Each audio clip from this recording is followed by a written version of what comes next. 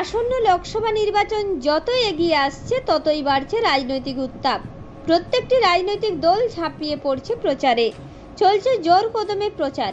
সেরকমই লোকসভা নির্বাচনকে সামনে রেখে বর্ধমান দুর্গাপুর লোকসভা কেন্দ্রের তৃণমূল কংগ্রেস প্রার্থী প্রাক্তন ক্রিকেটার কীর্তি আজাদের সমর্থনে বিশাল মিছিল হয়ে গেল কুরমুনে।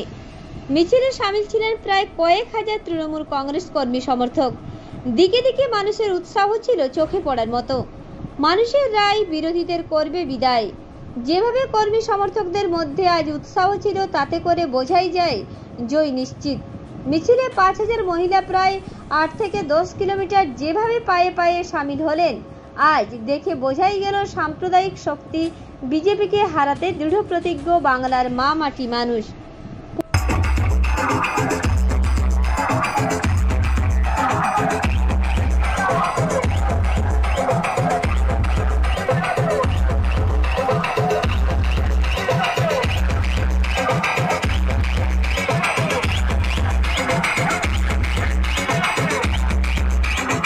DJ BM Remix.